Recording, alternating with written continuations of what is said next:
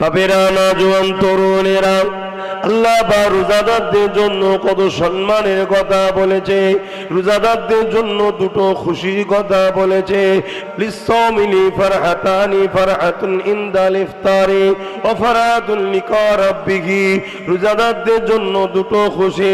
এমন করে একটা খুশি হলো রোজাদাররা যখন ইফতারকে নিয়ে বসবে, ওই ইফতার সামনে রয়েছে, জবানে রয়েছে সুবহানাল্লাহ, জবানে রয়েছে আলহামদুলিল্লাহ, জবানে রয়েছে দরুদ শরীফ, জবানে রয়েছে তওবা ইস্তিগফার। এ যুবকেরা, তুমিরা, বাপেরা, অথচ ইফতার সামনে রয়েছে। ইচ্ছা করলে বান্দা খেতে পারত, কেউ রুকান না, কিন্তু বান্দা আল্লাহর খুশির জন্য খায়নি। আল্লাহ পাক বলে ফেরেশতারে, দেখ দেখ দেখ আমার বান্দা আমাকে কত ভালোবাসে, দেখ এত পিপাসা লেগেছে, সামনে শরবত রয়েছে, পানিও রয়েছে, আর খিদার জ্বালায় পেট জ্বলছে, বান্দার ফলও রয়েছে, খাবারও রয়েছে, বান্দা খেতে বাধ্য, কিন্তু আমি আল্লাহ আমাকে খুশি করার জন্য খাইনি। এ ফেরেশতা, বান্দা এই সময়ে যেটা চাইবে আমি আল্লাহ কবুল করে নেব। আরো জোরে বলুন সুবহান। আর একটা হলো লিকা রাব্বি, বান্দা তুই আমাকে এত খুশি রাজি করলি, আমি আল্লাহ তোকে কথা দিয়ে দিলাম, আমি তোকে আমার দিদার দিয়ে দেব।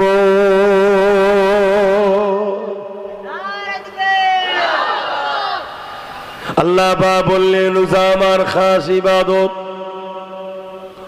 রোজাদারদের জন্য আমি আল্লাহ আমার কাছে বিশেষ বিশেষ উপকার রয়েছে।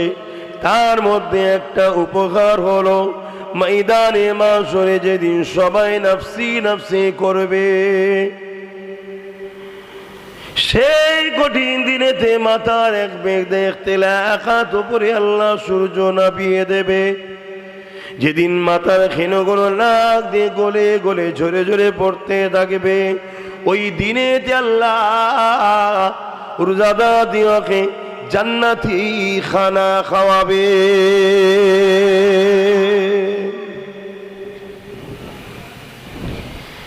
এ নওজওয়ানেরা, ময়দানে মাশরে সবাই হিসাবের জন্য পরিশান থাকবে। আর ঠিক এমনই সময় ফেরেশতারা দেখতে লাগবে, আল্লাহ পাকের কাছে ফরমাতে লাগবেন, ও রব্বি আল্লাহ পাক, এরা আপনার কোন বান্দা বান্দে এই কঠিন দিনে যাদেরকে আপনি নিশ্চিন্তা দেওয়ার সাজিমের পাশে বা ওপারে জান্নাতি খানা খাওয়াতে লেগেছে। আমার আল্লাহ পাক বলতে লাগবে, এরা হলো আমার সেই শ্রেণীর বান্দা যারা দুনিয়া জমিনে খাবার থাকার পরও, অর্থ থাকার পরও, সামর্থ্য থাকার পরও কেউ যদি খেত, কেউ কিছু বলারও থাকতো না, কারো ক্ষমতা নাই কে রুখতে পারত, কিন্তু আমি আল্লাহ আমার খুশির জন্য একমাত্র রোজা রেখেছে। ফজরের আজানের আগে জবানকে মুখকে বন্ধ করেছে, আর মাগরিবের আজানের অপেক্ষা পর্যন্ত ছিল, এবং নিজেকে সমস্ত বুরাই থেকে দূরে রেখে ইবাদত বান্দেগীর মধ্যে কাটিয়েছে। আমার তাসবিহতে, আমার জিকিরে, আমার হাবিবের দরুদে কাটিয়েছে। আমার ফেরেশতারে, আমি আল্লাহ আজকে সেই রোজাদার গুলোকে জান্নাতি খানা খাওয়াচ্ছি। আরো জোরে বলুন সুবহান।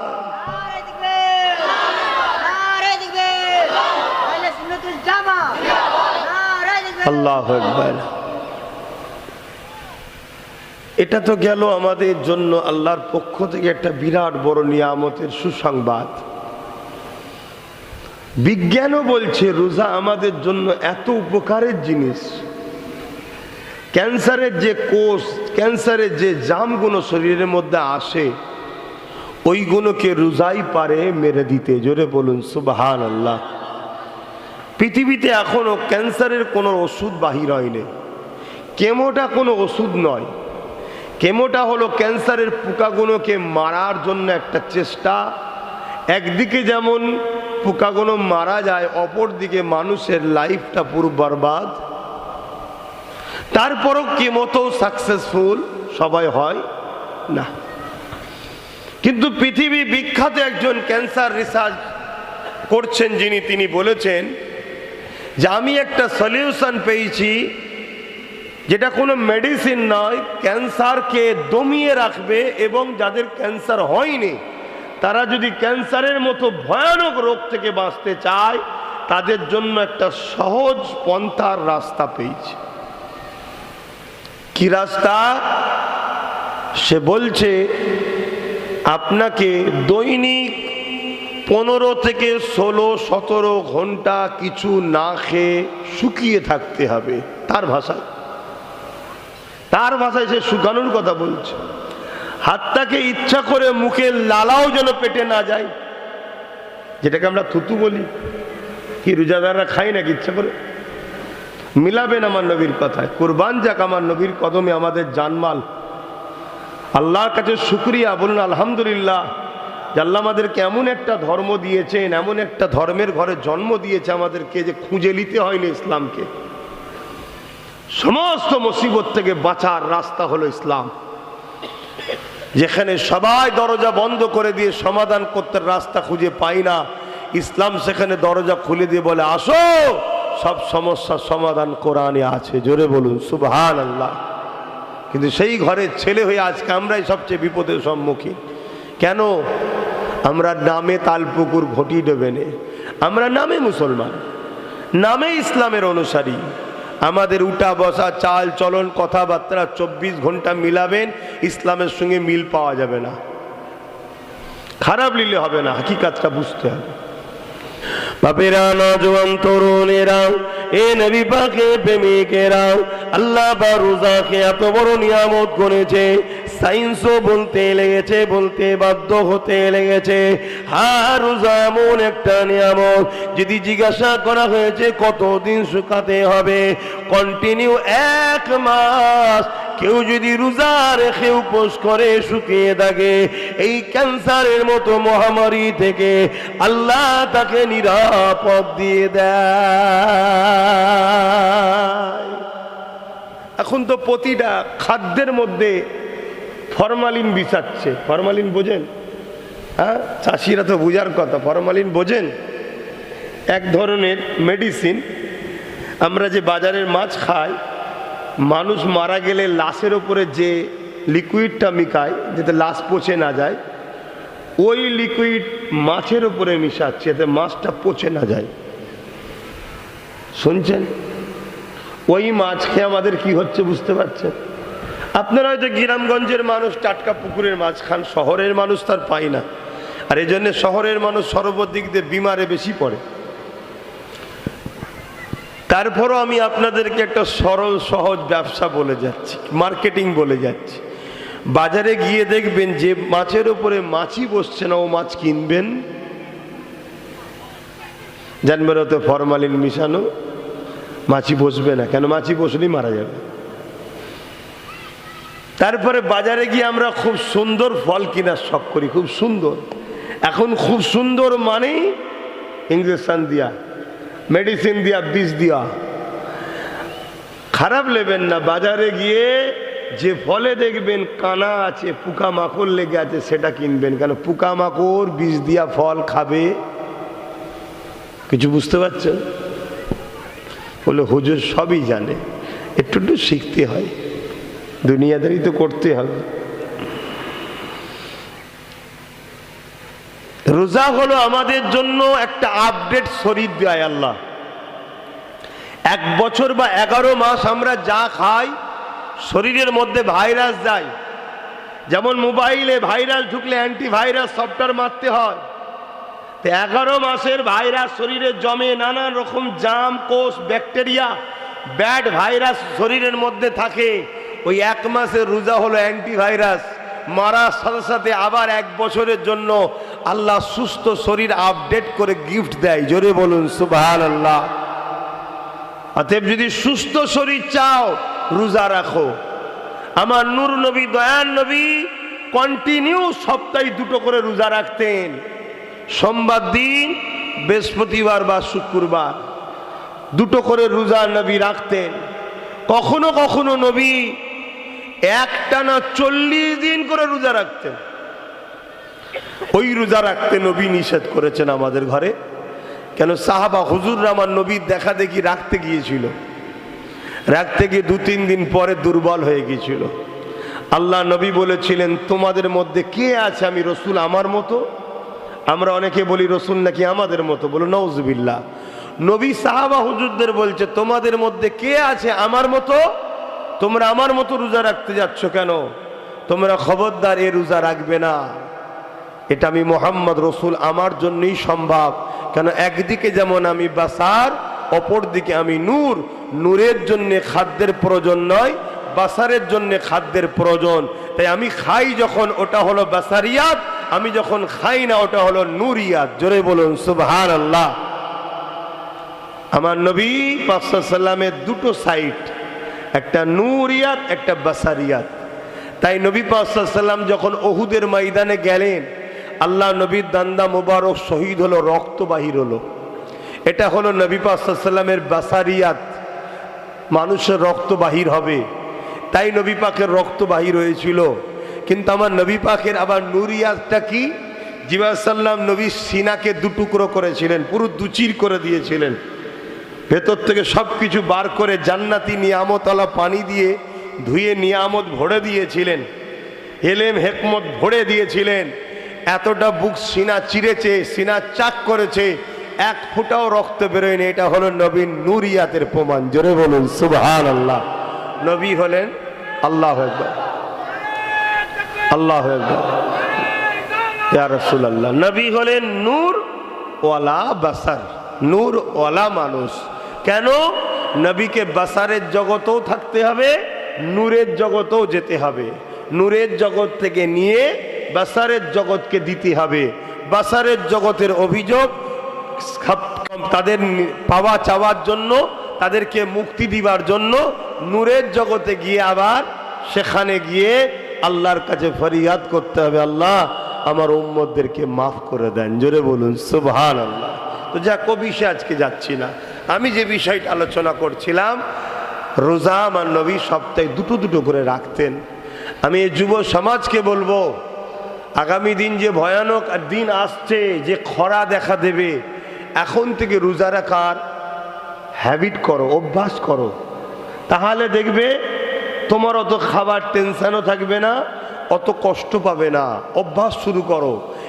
এক মাস রোজা ফরজ, এটা তো রাখতেই হবে, এটা কোনোভাবে তো গুঞ্জাইশ নাই, এটা রাখতেই হবে।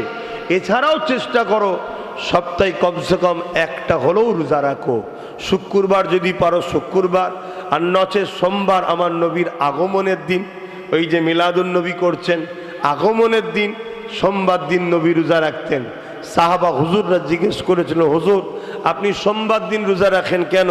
আল্লাহ নবী বলেছিলেন এই দিনটা হলো আমার মৌলুদের দিন, তাই আমি নবী শুকরানা রোজা রাখি। জোরে বলুন সুবহানাল্লাহ। আপনারাও রাখবেন। আল্লাহ তৌফিক দিক আমাকে আপনাদের সবাইকে, বলুন আমিন। আল্লাহ পাক তিনি আমাদেরকে বানিয়েছেন, তিনি আমাদের জন্য প্রতিটা কল্যাণময় কাজকে দিয়েছেন।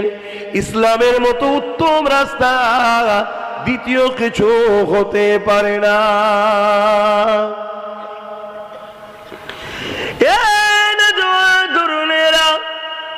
আল্লাহ আগামী দিন কিছুদিনের মধ্যেই রোজা শরীফ আল্লাহ আমাদেরকে দিচ্ছে ইনশাআল্লাহ। শনিবার দিবাগত রাত গিয়ে তারাবি আসছে, তারাবি 20 রাকাত আদায় করবেন। কে করে কাজ পড়ছে দেখার আমাদের দরকার নাই, কারোর সঙ্গে আমাদের ঝগড়া করারও প্রয়োজন নাই।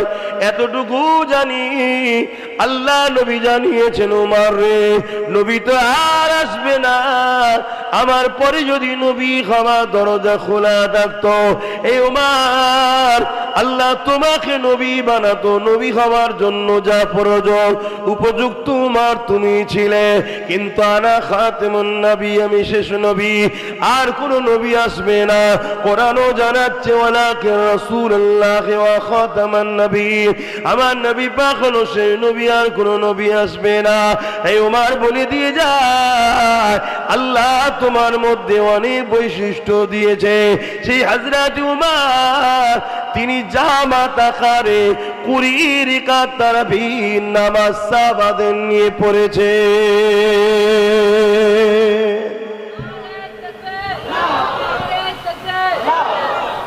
বাবা হুজুররা আমাদের জন্য দলিল না দলিল নাই গো? আল্লাহ নবী বললেন ৭৩টা দল হবে, ৭২ দল জাহান্নামী, একটা দল জান্নাতি। কোন দল? যে দলে নবী ও নবীর সাহাবারা আছে। জোরে বলুন সুবহানাল্লাহ। সেই দলের নাম কোরআনের ভাষায় হিজবুল্লাহ আর হাদিসের ভাষায় আহলে সুন্নাত ওয়াল জামাআত। আপনার দরবার আলাদা হতে পারে, আপনার শিক্ষা প্রতিষ্ঠান আলাদা হতে পারে, যদি আপনার প্রতিষ্ঠানে নবী ও সাহাবাদের অনুসরণ করা হয়, জানবেন আপনি আহলে সুন্নাত ওয়াল জামাআতের মানুষ। আর আহলে বায়াতরা সাহাবাদের মধ্যেই পড়ছে, তেনারাও সাহাবা ছিলেন। কথা মাথায় ঢুকছে না? ঢোকে না? হযরতে মাওলা আলী, হযরতে খাতুনে জান্নাত, হযরতে ইমামে হাসান হোসেন, এক কথায় নবী জিনাদেরকে সাথে নিয়ে বলেছেন পাক পাঞ্জাতন। এই চারজনও ইনারাও সাহাবা সাহাবিয়া ছিলেন। জোরে বলুন সুবহানাল্লাহ। তাই নবী বললেন যে দলে আমি ও আমার সাহাবারা আছে, অর্থাৎ যারা আমি ও আমার সাহাবাদের ফলো করে, তারা হলো জান্নাতি দল। জোরে বলুন সুবহানাল্লাহ। আজকে আমাদেরকে কেউ সহি হাদিসের নামে 8 রেকাত দেখাচ্ছে, কেউ 12 রেকাত দেখাচ্ছে। তুমি আম মানুষ সহি হাদিসের কি বোঝো ভাই? বলো কি বোঝো? হ্যাঁ, এখানে একটা লোক বলতে পারবে কোনো মুরব্বী বাপ যে তার আব্বা কখনো শুনেছিল, বা আজ থেকে 60 বছর আগের কোনো মুরব্বী যার বয়স 80 বছর হবে, তখন তেনার বয়স 20 বছর ছিল, কখনো শুনেছে যে তারাবির নামাজ 20 রেকাত নয় 8 রেকাত বা 12 রেকাত? কোনোদিন শুনেছিলেন কেউ? কথা বলেন, বাপেরা শুনেছিলেন? এই রিসেন্ট আমরা শুনছি। এগুলো নতুন নতুন উম্মতে মুহাম্মাদির মধ্যে একটা ফিতনা তৈরি করা, যাতে করে আমরা এই নিয়েই পেরেশানে থাকি। আর দুনিয়া চাঁদে চলে যাচ্ছে, কত কি করে ফেলছে, আর আমরা মসজিদের মধ্যে ঘুষোঘুষি করে যাচ্ছি। এটা হলো পরিকল্পনা একটা। তো যাক, আল্লাহ আমাদেরকে 20 রেকাত তারাবির নামাজ পড়ার তৌফিক দান করে। বলুন আল্লাহুম্মা আমিন। বাপেরা, নওজোয়ান তরুণেরা, আল্লাহ বা রোজাদারদের জন্য কত সম্মানের কথা বলেছে, রোজাদারদের জন্য দুটো খুশির কথা বলেছে। লিসাওমিলি ফারহাতানি, ফারহাতুন ইনদাল ইফতারি ওয়া ফারহাতুন লিকা রাব্বিহি। রোজাদারদের জন্য দুটো খুশি। এমন করে একটা খুশি হলো, রোজাদাররা যখন ইফতারকে নিয়ে বসবে, ওই ইফতার সামনে রয়েছে, জবানে রয়েছে সুবহানাল্লাহ, জবানে রয়েছে আলহামদুলিল্লাহ, জবানে রয়েছে দরুদ শরীফ, জবানে রয়েছে তওবা ইস্তিগফার। এ যুবকেরা, তুমিরা, বাপেরা, অথচ ইফতার সামনে রয়েছে, ইচ্ছা করলে বান্দা খেতে পারত, কেউ রুকান না, কিন্তু বান্দা আল্লাহর খুশির জন্য খায়নি। আল্লাহ পাক বলে ফেরেশতারে, দেখ দেখ দেখ আমার বান্দা আমাকে কত ভালোবাসে, দেখ এত পিপাসা লেগেছে, সামনে শরবত রয়েছে, পানিও রয়েছে, আর খিদার জ্বালায় পেট জ্বলছে, বান্দার ফলও রয়েছে, খাবারও রয়েছে, বান্দা খেতে বাধ্য, কিন্তু আমি আল্লাহ আমাকে খুশি করার জন্য খাইনি। এ ফেরেশতা, বান্দা এই সময়ে যেটা চাইবে আমি আল্লাহ কবুল করে নেব। আরো জোরে বলুন সুবহান।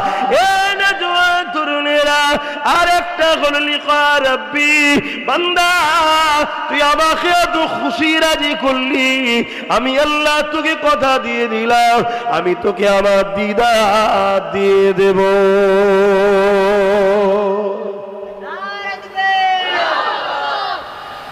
আল্লাহ যদি দিদারের আশা বাসনা থাকে তো রোজা রাখতে লাগে, তাই তো নাকি গো? এই যুবকরা, অনেকে বলে রাখলে শরীর নষ্ট হবে। তোর বুকা, না রাখলে শরীর নষ্ট হয়, রাখলে শরীর আরো সুন্দর হয়। বিশ্বাস না হয় কমসে কম পরপর 10টা রাখো, তারপরে দেখো তোমার শরীরের দুর্বল ভাব কেটেছে, তোমার শরীরে যে অলসতা ভাব ছিল কেটে গেছে, তোমার শরীর আরো এনার্জি ফুর্তি পাচ্ছ, বাকি 20টা রাখবে। 10টা তো শুরু করো। কি তুমি তো নাবলেই না, গর্ত কতটা গভীর কতটা বুঝলে কি করে? দুনিয়ার লোকের কথা শুনলে হবে? তাকে নাবো, তারপরে বুঝবে পুকুরের গভীর কতটা। রাখবে। খবরদার যুবকরা, কাজা করবে না।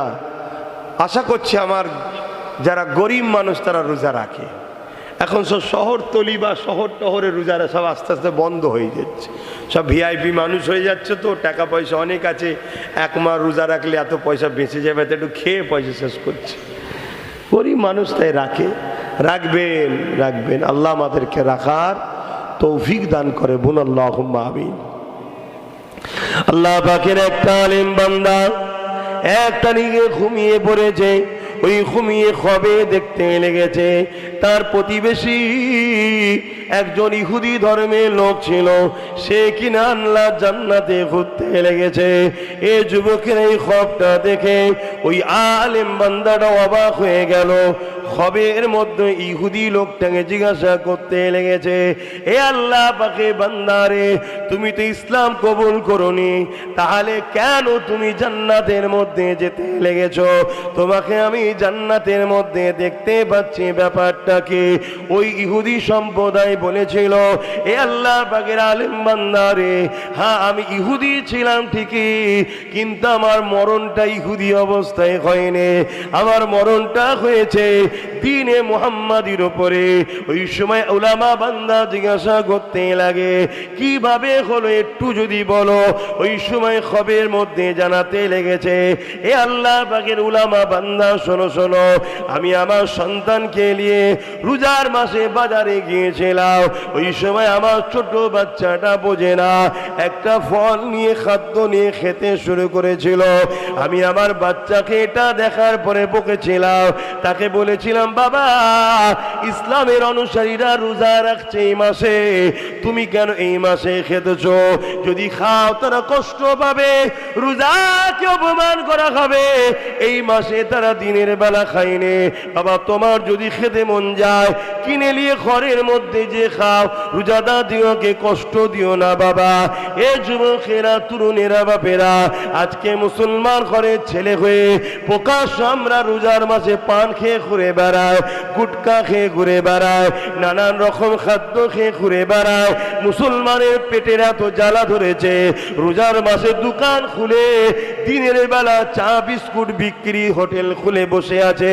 বড় লজ্জা ধিক্কার জানায়, আল্লাহ তো তাই আমাদেরকে বিমারে সব পয়সা খরচ করিয়ে দিচ্ছে। এখনো সময় আছে পরিবর্তন হয়ে যান। ওই আলেম বান্দাকে বলতে লেগেছে, এ আল্লাহর উলামা বান্দারে, আমি ওই রাত্রে যখন ঘরে গিয়ে ঘুমাই, ওই সময় আমার খবের মধ্যে দয়া নবী নূর নবী দিদার হয়ে যায়। আল্লাহ নবী বলতে লাগলে, এ আমার আল্লাহর বান্দারে, তুমি রোজাকে সম্মান জানিয়েছো, রোজা আল্লাহর খাস ইবাদত, এই আল্লাহ বড় খুশি হয়েছে, তাই তুমি কলেমা পড়ে নাও। আমি রাসূলুল্লাহ বলি, তুমি কলেমা পড়ে নাও, পড়লা ইলাহা ইল্লাল্লাহু মুহাম্মাদুর রাসূলুল্লাহ। এই আল্লাহর উলামা বান্দারে, আমার কলেমা নসিব হয়েছে, দয়ার নবী আমাকে কলেমা পড়িয়েছে, এবং রোজাকে সম্মান দিবার জন্য আল্লাহ যেমন ইমানের মতো সম্মান জিনিস আমাকে মিলিয়েছে, এবং জীবনের গুনাহ মাফ করে আল্লাহ আমাকে জান্নাতের বাগানে ঘুরতে দিয়েছে। আরো জোরে বলুন সুবহান। এটা অমুসলিম সে যদি আমার রোজাকে সম্মান করার জন্য কামিয়াবি হয়, তাহলে আমরা রমজান মাসকে সম্মান জানালে আল্লাহ আমাদের কামিয়াবি করবে না? এ আশা করা যেতে পারে না। তবে খুব সাবধান, আমাদেরকে বেঈমান বানাবার জন্য তথাকথিত একদল নেতারা এই রমজান মাসে ইফতার পার্টি দেয়। খবরদার ইফতার পার্টিতে যাবেন না। ইফতার পার্টিতে গেলে রোজাকে অপমান করা হবে, রোজাকে ক্রিটিসাইজ করা হবে, রোজাকে নিয়ে ব্যঙ্গ করা হবে। ইফতারটা বেরোজাদার কেউ দেওয়া যায় না। শরিয়াতের মসলা হলো ইফতার যেটা হয়, যেটা ইফতারটাকে বেরোজাদার কেউ দেওয়া যায় না। তুমি অন্য ফল দাও, অন্য খাবার দাও, ইফতার যেটা ইফতারের জন্য বাজেট করা হয়েছে, বরাদ্দ করা হয়েছে, এটা বেরোজাদার মুসলমানকেও দেওয়া যায় না। আর সে জায়গায় নাটক বাজরা এসে নাটক করছে, হই হই করছে, আর তুমি সেখানে বসে খাচ্ছ, ইমান চলে যাবার সম্ভাবনা আছে। সাবধান করছি, সাবধান হন না। মৌলী সাহেব গেছে, হুজুর গেছে, আরে মৌলী সাহেব হুজুর দলিল নয়, শরিয়াতের দলিল দুটো, কিতাবুল্লাহ আর হাবিবুল্লাহ। দলিল কটা? কিতাবুল্লাহ, হাবিবুল্লাহ। আর এই দুটো থেকে আমাদের জন্য সহজ করেছে ইজমা ও কিয়াস। আদিল্লাতুল ইসলামে আরবাতুন, শরিয়তের দলিল 4টে, কিন্তু মূল জিস্ট হচ্ছে যা থেকে, যেমন দুধ থেকে দই হয়, কথা বুঝে আসছে, দুধ থেকে ছানা হয়, অতএব দুধ না দিয়ে ছানা তৈরি করে ইমামরা আমাদের কাছে সুবিধা করে দিয়ে গেছে, খেয়ে এলে এবারে, কথা বুঝে আসছে। তা এটা ইমামরা করেছে, কোরআন হাদিস থেকেই তৈরি করে দিয়ে গেছে। তা মূল হলো কিতাবুল্লাহ আর হাবিবুল্লাহ, এই খুব সাবধান হন। আল্লাহ নবী বললেন আলেম দুই ধরনের, খৈরুল উলামা সররুল উলামা, একটা হলো ভালো আলেম, একটা হলো মন্দ আলেম। কোরআন দুজনই শিখেছে, একজন কোরআন শিখার পরেও জাহান্নামী, আর একজন কোরআন শিখে জান্নাতি। জোরে বলুন সুবহানাল্লাহ। নামাজ দুজনই পড়েছে, একজন নামাজ পড়েও জাহান্নামী, একজন নামাজ পড়ে জান্নাতি। হজ দুজনই করেছে, একজন হজ করেও জাহান্নামী, একজন হজ করে জান্নাতি। এমন করে রোজা দুজনই রেখেছে, একজন রোজা রেখেও জাহান্নামে যাবে, একজন রোজা রেখে জান্নাতি। তুমি জান্নাতিটা হও, জান্নাতিটা হও। এর জন্যে বলবো খবরদার এসব গুলো করবেন না, এটা হলো ইসলামের দুশ্মনদের চক্রান্ত। সবাই আমাদেরকে কাফের বেঈমান বানাতে চায়। শুনছেন না শোনেন না? শয়তানকে চেনেন? ইবলিস শয়তান জানেন না? ইবলিস শয়তানের নাম শোনেন না? আজাজিল নাম ছিল ভালো, এখন শয়তান হয়েছে, নাম শুনেছেন তো? ও ইবলিস শয়তানের একটাই চেষ্টা, আদম সন্তানগুলোকে কাফের বানাবো। কেন? আদমের জন্য আমাকে জান্নাত থেকে বেরিয়ে যেতে হয়েছে, অতএব আদমের ছেলেপুলেগুলোকে জাহান্নামী বানাবো। তা যে কোনো দিক দিয়ে চেষ্টা করছে। এখানে মনে পড়েছে আর একটা কথা বলে দিই, কারো ব্যথা লাগলে আমার কিছু করার নেই। আজকে কিভাবে শয়তানের চেলারা আমাদের ঘরে বেঈমান বানাতে চাইছে দেখুন। আজকে আমাদের একটা সমাজের স্লোগান শেখানো হচ্ছে। কি স্লোগান? ধর্ম যার যার। এই কথাটা কেউ যদি দিল থেকে মেনে নেয়, সঙ্গে সঙ্গে মুশরিক হয়ে যাবে। শুধু কাফের হবে না, মুশরিক হবে, শিরককারী হবে। শুনছেন? তাহলে কিভাবে আমাদেরকে শেষ করতে চাইছে? আর যে মুশরিক হয়ে যাবে আল্লাহ সাহায্য পাবে। কথা বলেন, আল্লাহ সাহায্য যখন আমরা পাবো না, আমাদেরকে যখন মিটাতে আসবে, আমরা আর বাঁচতে পারবো? তাহলে প্ল্যানটা কোথায় চলছে? আল্লাহ আমাদেরকে এবং আমাকে হেদায়েত দান করে, বলুন আল্লাহুম্মা আমিন। বাপেরা, নওজোয়ান তরুণেরা, রোজা রাখতে হবে, কিন্তু সিদ্দিক আকবরের মতো রাখুন, আব্দুল্লাহ ইবনে উবাইয়ের মতো রাখলে হবে না। রোজা রাখতে হবে ফারুক আজমের মতো রাখুন, জুলখাইসারা তামিমির মতো রাখলে হবে না। রোজা রাখতে হবে ইমামে হোসেন পাকের মতো রাখুন, হতবাগা এজিদের মতো রাখলে হবে না। রোজা রাখতে হবে মুজাদ্দিদ আল বিসানির মতো রাখুন, হতবাগা আকবরের মতো রাখলে হবে না। জানেন তো আকবরকে? চেনেন তো নাকি? মুনাফেক ছিল, মুনাফেক। কোরআনের বিরুদ্ধে দিনে ইলাহি বার করতে গিয়েছিল। আর এজিদকে তো সবাই চেনে। কি চেনেন না? চেনেন না? হ্যাঁ, সেও রোজা রেখেছে। ওই রকম রাখলে হবে না, ইমাম পাকের মতো রাখতে হবে।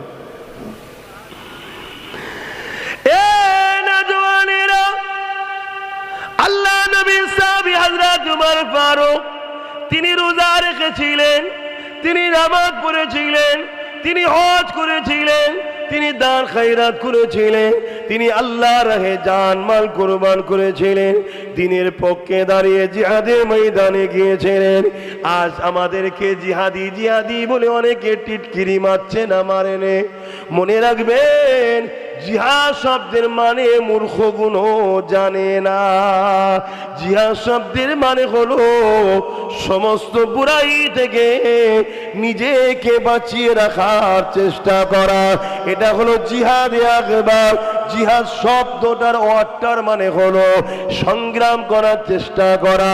কি থেকে চেষ্টা করা? সমস্ত বুরাই থেকে চেষ্টা করা, এই সমাজকে খারাপ থেকে বাঁচাবার চেষ্টা করা, এই সমাজকে জালিমদের হাত থেকে বাঁচাবার চেষ্টা করা, গরিবদের ঘরে মুসলিমদের হাত থেকে বাঁচাবার চেষ্টা করা, দেশদ্রোহীদের হাত থেকে দেশকে বাঁচাবার বাঁচাবার চেষ্টা করা, এটাকেও জিহাদ বলা হয়। এ যুবকেরা, তরুণেরা, সামনে উচ্চ মাধ্যমিক পরীক্ষা আছে। বাংলার একটা সন্তান পশ্চিম বাংলার ফার্স্ট হওয়ার জন্য দিনরাত চেষ্টা করছে।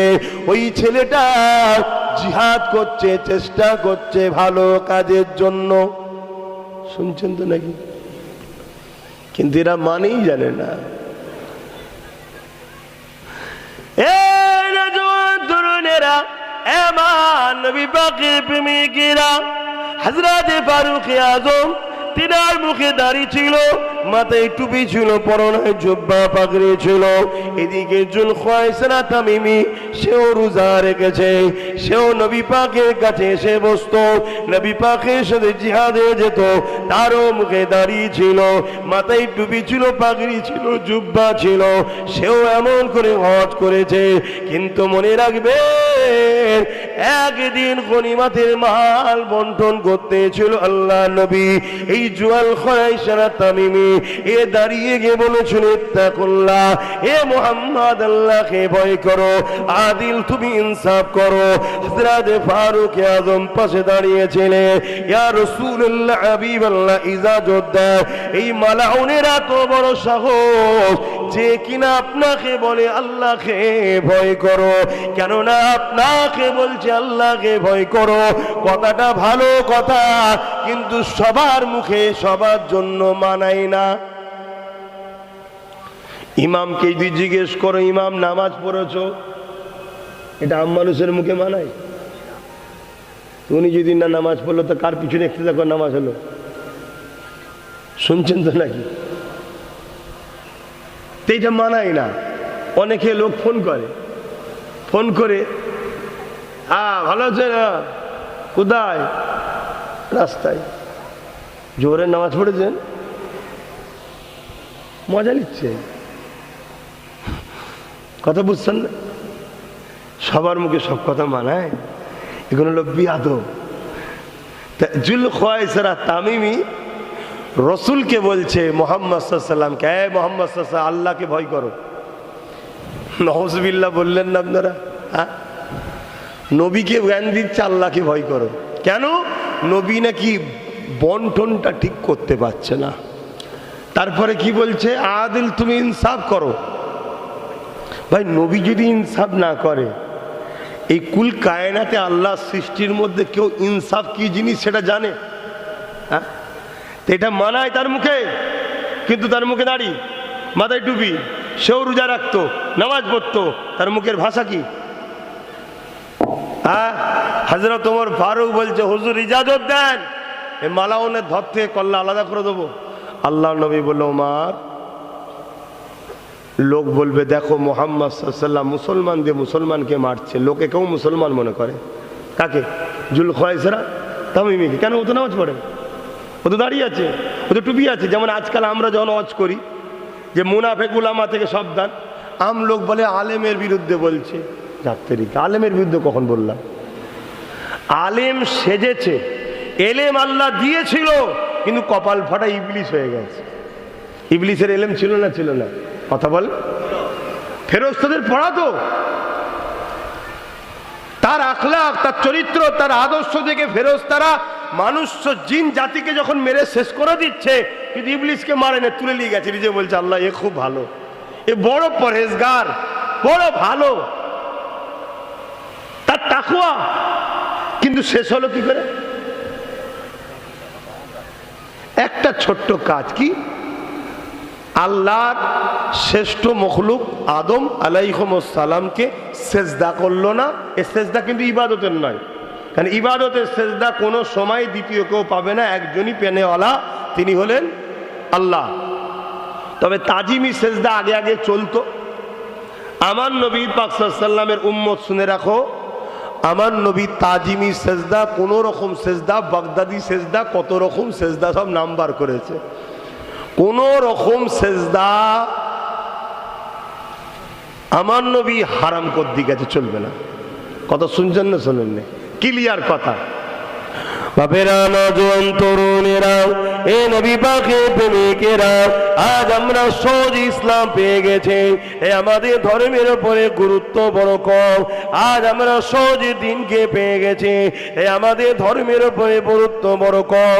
কোন রকম মুসলমান ঘরে জন্ম হয়েছি, তাই নিজেকে মুসলমান পরিচয় দিবার জন্য নামটা মুসলমান রেখে দিয়েছি, বাকি কর্ম আমাদের ধর্মের মধ্যে কয়। অথচ আমার নবী ও সাহাবা হুজুররা কত কষ্ট করেছে। আমার নবী পাকের মতো কেউ আসেনি, আর আসবে না। আল্লাহ জিনা সম্বন্ধে বলেছেন, ইন্নাকা লাআলা খুলুকিন আযীম, সব থেকে উত্তম চরিত্রওয়ালা হলো মুহাম্মদ রাসূলুল্লাহ। সেই নবী পাক যখন নামাজে যেতেন, সিজদায় পড়ে যেতে, মক্কার মুশরিক জালিম অত্যাচারী আবু জেহেল বাহিনীরা আমার নবী পাকের পিঠের উপরে পচা ভুঁড়ি, দুম্বার ভুঁড়ি, গন্ধ ভুনো চাপিয়ে দিত। আমার নবী পাক মাথা তুলতে পারতেন না, ওই দুম্বার পচা দুম্বার ভুঁড়ির দুর্গন্ধে আল্লাহ নবী নিঃশ্বাস নিতে বড় কষ্ট হতো। এই অবস্থায় নবী পাক আমার সুবহান রাব্বিল আলা তাসবিহ পড়তে থাকতে খাতুনে জান্নাত ফাতেমা তাজহারা রাদিয়াল্লাহু তাআলা আনহা যখন দেখতে পেতে ছুটে এসে আব্বা জানের পিঠ থেকে ওই পচা দুম্বার ভুঁড়িগুলোকে নামিয়ে দিত। আল্লাহ নবী তারপরে মাথা না তুলতে। এ যুবকেরা, আল্লাহ নবীকে এত কষ্ট দেওয়া হয়েছে। নবী পাক রাস্তা দিয়ে যাচ্ছে, ছাদের ওপর থেকে নবী পাকের মাথার ওপরে, গায়ের ওপরে নোংরা আবর্জনাকে ফেলে দেওয়া হয়েছে। আল্লাহ নবী যে রাস্তা দিয়ে যাবে, ওই রাস্তায় কাঁটা বিছিয়ে দিয়ে নবী পাককে কষ্ট দেওয়া হয়েছে। নবী পাকের জন্য কুয়া খোঁড়া হয়েছে। আল্লাহ নবীকে সোশ্যাল বয়কট করেছে। আমার নবী পাক পাহাড়ে চলে গেছে, গাছের পাতা ফলমূলকে জীবন ধারণের ওসিলা বানিয়েছে। আল্লাহ নবী দিনের প্রচার বন্ধ করেনি গো। এ যুবকেরা, তরুণেরা, বাপেরা, আল্লাহ আজকে আমাদেরকে এত খাদ্য দিয়েছে, এত আরাম আয়েশ দিয়েছে, আমরা আল্লাহ ভুলে গেলাম, নবী ভুলে গেলাম। এটা আমাদের জন্য বড় ধ্বংসের কারণ হবে। এই আল্লাহর কাছে দোয়া চাইবে, ও আমার রব মালিক আল্লাহ, আমার আপনার কাছে প্রয়োজন আছে, চাইব, কিন্তু আপনি আমাকে ওইটা দেবেন না যেটা পেয়ে আমি আপনাকে ভুলে যাব। এমন আরাম আয়েশ আমাকে দেবেন না যেটা পাওয়ার পর আমি আপনার থেকে দূরে সরে যাব। আল্লাহ আপনার কাছে পানা চাইছি, ওই রকম সম্পদ, ওই রকম জিন্দেগি, ওই রকম খাদ্য, ওই রকম আরামের আশা আল্লাহ আপনার কাছে আমি চাই না। হ্যাঁ, আমার প্রয়োজন চেয়েছি, কিন্তু এই প্রয়োজন মিটলে যদি আমি ধ্বংস হয়ে যাই, আল্লাহ আপনি আমার প্রয়োজনকে মিটাবেন না, কারণ আমি আপনার কাছে যেতে চাই, আমি আপনাকে জান্নাতে দেখতে চাই।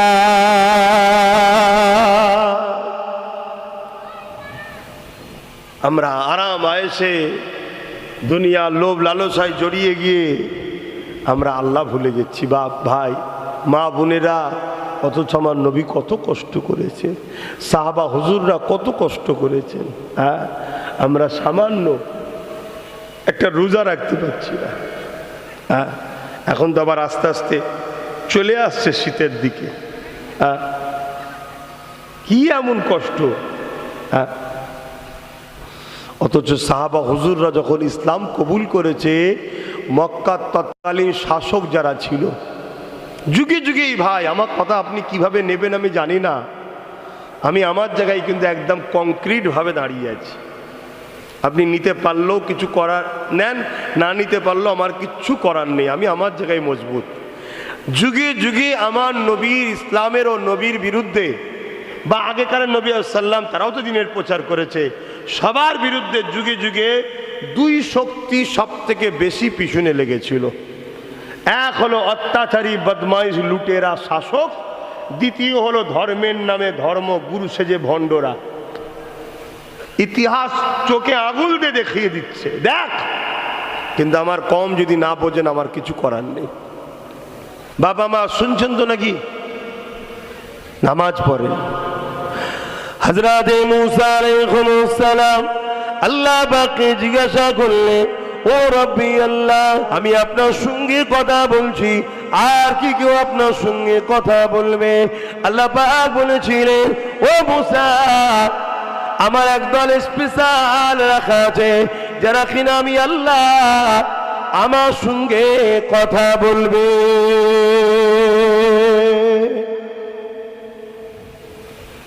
এ মুসা, তুমি আমার সঙ্গে কথা বলছো, এর জন্য তোর পাহাড়ে আসতে লাগছে।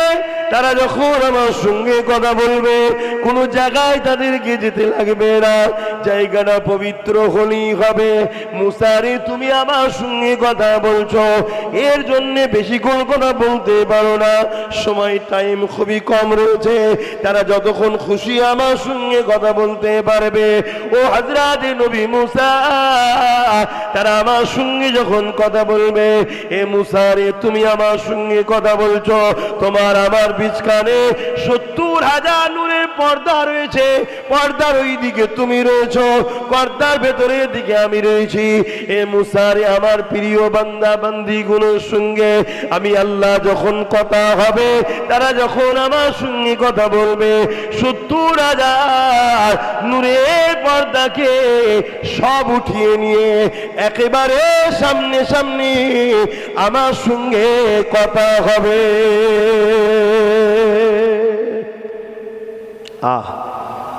মুসা সাল্লাম বলছে, আল্লাহ তারা কারা? এত সৌভাগ্যবান তারা, আমাকে তাদের দলভুক্ত করেন। আল্লাহ বলছে হবে না, তারা আমার স্পেশাল রাখা আছে। জোরে বলুন সুবহানাল্লাহ। কপাল দিয়েই আল্লাহ পাঠায়, কিন্তু আমরা কপালকে ফাটিয়ে ফেলি। আল্লাহ কাউকে কপাল ফাটা করে পাঠাইলে আমরা নিজেদের কর্মে নিজেদের ক্ষতি করছি, নিজেদের দোষে নিজেরা শেষ হয়ে যাচ্ছে। মুসা সাল্লাম বললেন, আল্লাহ তাহলে কি জানতে পারি না তারা কারা? আল্লাহ বলে দিলেন, মুসা রে, তারা হলো আমার আখিরি নবী, নূর নবী, দয়ার নবী, হাবিবুল্লাহ, উম্মাত উম্মতি। এ নবী মুসা রে, যখন তারা নামাজে দাঁড়িয়ে যাবে, আমি আল্লাহ আমার জন্য দাঁড়িয়েছে, তাদের কাছ থেকে আমার কাছে 70,000 নূরের পর্দাকে সরিয়ে দিয়ে একেবারে আমি আল্লাহ কুদরতি ভাবে তাদের কাছে পৌঁছে যায়। তারা যখন কেরাত পড়তে থাকে, আমি আল্লাহ আমার সঙ্গে কথা হতে থাকে। তারা যতক্ষণ খুশি কেরাত পড়বে। কোরআন কোনো কিতাব নয়, বই নয়, কোরআন হলো কালামুল্লাহ শরীফ, আল্লাহ পাকের পবিত্র কথা। এই কথা যখন বলতে লাগবে, কোরআন যখন পড়তে থাকবে, আমি আল্লাহ আমার সঙ্গে কথা হতে থাকবে। যতক্ষণ খুশি কথা বলতে থাকবে, আমি আল্লাহ তাদের একেবারে কুদরতি কাছে চলে যায়। আল্লাহ নবী জানিয়ে দিলে, যখন তুমি আমি সিজদা দিই, তোমার আমার কপালটা আল্লাহ পাকের কুদরতি কদমে পড়ে যায়। আরো জোরে বলুন সুবহান।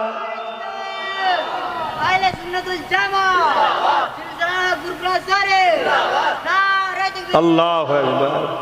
কিন্তু দুঃখের বিষয়, আমার যুবক ভাইরা, তোমরা কেন সিজদা দাও না? কেন দাও না? তোমাদেরকে ইবলিস শয়তান দিতে দেয়নি। কেন? ইবলিস শয়তান তোমাদেরকে জাহান্নামে দেখতে চায়। কেন? তোমার আমার আব্বা আদমের জন্য ইবলিস জাহান্নামী হয়েছে, কাফের হয়ে দূর করে দেওয়া হয়েছে। তাই তার রাগ তোমাকে আমাকে জাহান্নামে নিয়ে যাবার জন্য সে তোমাকে আমাকে নামাজ থেকে দূরে সরিয়ে দিচ্ছে, তোমাকে আমাকে পিছন থেকে টেনে রেখেছে। যাস না, মসজিদে যাস না, রুকু দিস না, গান শুনতে চ, ক্লাবে চ, ফাংশনে চ, হই হই কর, মেলায় চ, আরে বয়স হলে দেখা যাবে খুনি। এইভাবে তোমার আমার মেন্টালিকে তারা ঘুরিয়ে রেখেছে। তাই বলবো যুব সমাজকে, আসো, যে আল্লাহ তোমাকে এখনো বেঁচিয়ে রেখেছে, সেই আল্লাহকে রুকু দাও, সিজদা দাও। আর আল্লাহ বলেছেন, তোরা আমাকে রুকু দে, সিজদা দে, এর বিনিময়ে আমি আল্লাহ তোদেরকে রিজিকের অভাব দেবো না, আর তোদেরকে আমি দিদারও দেবো। জোরে বলুন সুবহানাল্লাহ। রোজা রাখলেও যেমন দিদার দেবে বলেছেন, সিজদা দিলেও দিদার দেবেন বলেছেন। জোরে বলুন সুবহানাল্লাহ। কিন্তু রুকুতে আল্লাহ কি বললেন? রিজিকের অভাব দেবে না। এ বিষয়ে একটা ছোট্ট ইতিহাস আপনাদেরকে শোনাচ্ছি, তারিখের কথা। একজন হাজি সাহেব হজ করতে গেছেন। আপনারাও অনেকে হজ করেছেন। এই হজ করতে গিয়ে টাইমে যখন হোটেলে খেতে ঢোকে, হাজি সাহেব দেখছেন একটা পাখি এসে একটা, আজান দিলে বলবেন, একটা পাখি এসে একটা রুটিকে মুখে করে নিয়ে উড়ে উড়ে গিয়ে চলে গেল। পরের দিন ঠিক টাইমে যখন হাজি সাহেব খেতে ঢুকেছে, আবার সেই পাখিটাই এসে একটা রুটিকে মুখে করে নিয়ে উড়ে উড়ে চলে গেল। 3 দিনের দিনে আবার যখন হাজি সাহেব খেতে ঢুকেছে, পাখিটা মুখে করে রুটি নিয়ে উড়ে চলে যাচ্ছে। হাজি সাহেবের মধ্যে একটা কৌতূহল হলো যে পাখিদের তো খাওয়ার টাইম টেবিল নেই, আমাদের নাই টাইম টেবিল, একই টাইমে আসছে, একটা করে রুটি নিচ্ছে, উড়ে চলে যাচ্ছে। মরুভূমি ফাঁকা এলাকা, দূর থেকে ফলো করে পাখিটার পিছু ধরলো। কিছু দূর যাবার পরে দেখছে একটা ঝোপঝাড় কাঁটাযুক্ত গাছ রয়েছে, ঝোপ মতো হয়ে আছে, যেখানে পাখিটা একটা ডালে বসে রুটিটাকে মুখে করে ধরেছে, পায়ে করে ধরেছে, মুখে করে ছিঁড়ে ছিঁড়ে টুকরো করছে, খাচ্ছে না, ফেলে দিচ্ছে। পুরো রুটিটাকে ছিঁড়ে ছিঁড়ে ফেলে দিল, পাখিটা উড়ে চলে গেল। আল্লাহর হাজি সাহেব বান্দা গিয়ে যখন ঝোপ বন্ধ করে ভেতরে ঢুকেছে, দেখছে হাত পায়ে বাঁধা একটা ব্যক্তি পড়ে আছে। তার হাত পা খুলে দিয়ে জানতে চাইল কি ব্যাপার। না, আমিও রওনা দিয়েছিলাম সফরে, আর দুষ্কৃতীরা হামলা করে আমার সব জিনিসপত্র চুরি করে নিয়ে গেছে, কিন্তু আল্লাহ আমাকে রিজিক কিন্তু টাইমে টাইমে পাখির দ্বারা দিচ্ছে। জোরে বলুন সুবহানাল্লাহ, আরো জোরে বলুন সুবহানাল্লাহ। আর এই যে ডাকাতি হয়ে যায়, এই ডাকাতি হয়ে যাওয়ার জন্য আমাদেরও গাফলতির দোষ থাকে। কথা ঠিক না বেটি? আমাদেরও গাফলতির দোষ থাকে। যে সব রাস্তায় এই জিনিসগুলো ঘটে সেখানে সিকিউরিটি সেফটি থাকা দরকার, কিন্তু আমরা অবহেলিত হই। তো যাক, কিন্তু রেজেক দিবার মালিক যিনি বলেছেন রুকু দিলে আমি রেজেকের অভাব দেব না, আল্লাহ কিন্তু পৌঁছে ঠিক যাচ্ছেন। জোরে বলুন সুবহানাল্লাহ। আসো আমার যুবকেরা, আল্লাহকে রুকু দিই, সেজদা দিই, আল্লাহ বড় খুশি হবে, আমার নবী খুশি হবে। নূর নবী, দয়ার নবী বলেছেন নামাজ হলো আমার চোখের ঠান্ডা। জোরে বলুন সুবহানাল্লাহ।